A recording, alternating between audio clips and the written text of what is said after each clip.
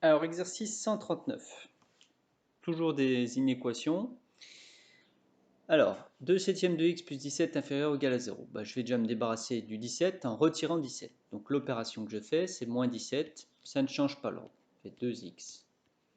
Donc là, il disparaît. Et puis 0 moins 17, ça fait moins 17. Ensuite, je vais me débarrasser du 2 septièmes fois ça en divisant par 2 septièmes ou en multipliant par l'inverse. Multiplier, comme on faisait sur les équations habituellement, par 7 demi. Et ça, c'est un nombre positif, donc ça ne changera pas l'ordre.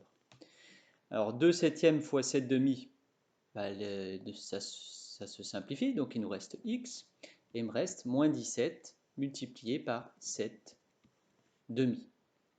Donc j'obtiens x est inférieur ou égal, 7 fois 7, 49, 7 fois 10, 70, ça fait donc moins 119 sur 2.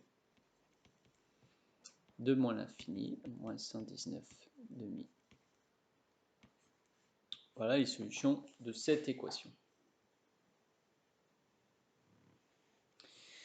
Deuxième inéquation, 3x moins 2 subdivisé par 5 inférieur à 0. Une chose qu'on peut faire déjà ici, c'est se débarrasser du 5. Vous voyez, on pourrait aussi décider de partager la fraction là en deux. Moi, je trouve que c'est plus simple de se débarrasser du 5 en premier. Je vais faire x5.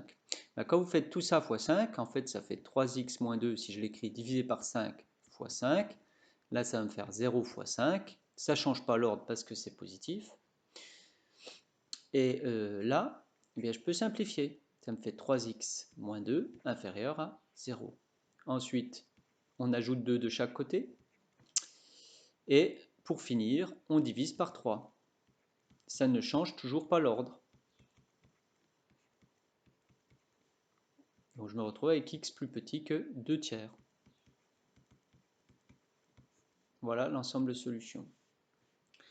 Et la dernière,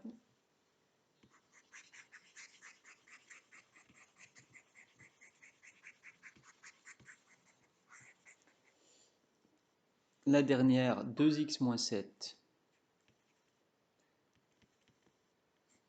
sur 3, supérieur ou égal à 2x moins 3 sur 5.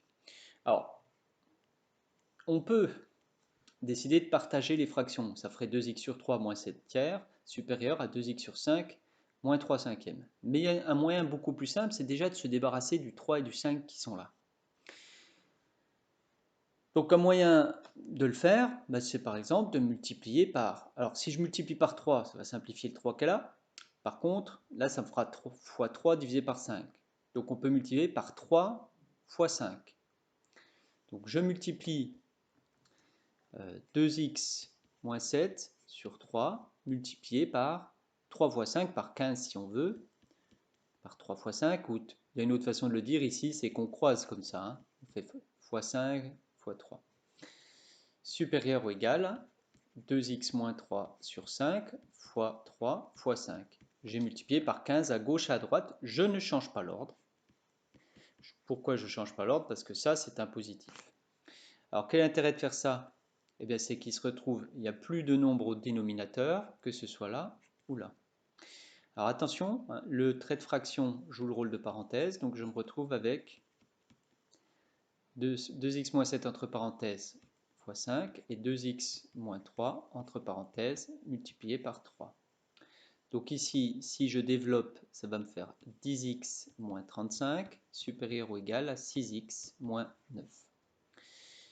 Je continue, donc je retire 6x, moins 6x, ça va me faire ici 10x moins 6x, 4x, moins 35, supérieur ou égal à moins 9. Ensuite, j'ajoute 35, donc 4x moins 35 plus 35. Ensuite, moins 9 plus 35, donc ça va me faire 26. Et il me reste à diviser par 4. Est-ce que ça change l'ordre? Non. Donc ça fait supérieur à 4x divisé par 4x, 26 sur 4. Et finalement, ça fait 13 demi. Donc x supérieur ou égal à 13 demi. Je peux donner des solutions qui sont de 13 demi, 6,5 si vous voulez, à plus l'infini. Voilà.